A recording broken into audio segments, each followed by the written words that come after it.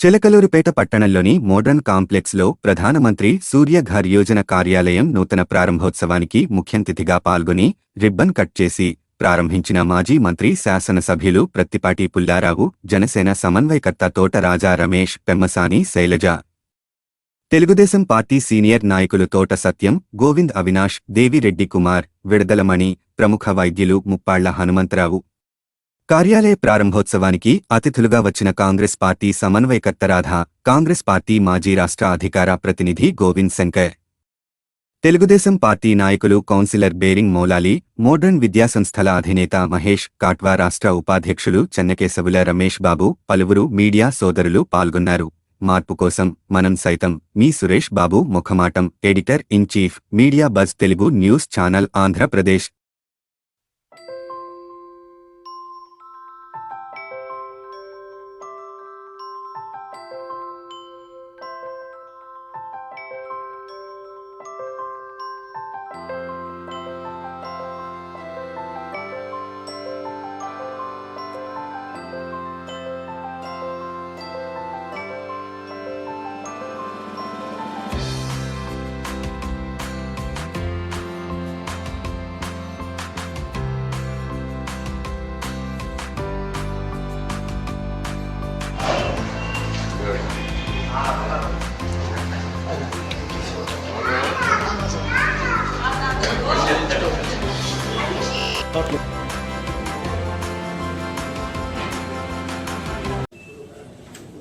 నమస్తే అండి, నా పేరు శైలజ.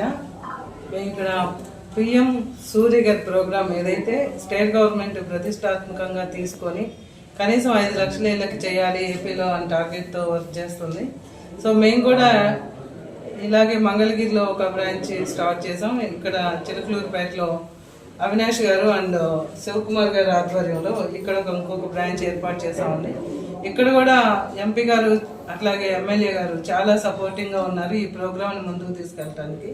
కనీసం ఒక 20,000 ఇళ్ళ కన్నా ఇక్కడ టార్గెట్తో వర్క్ చేయాలనే దీని మీద పనిచేస్తున్నారు.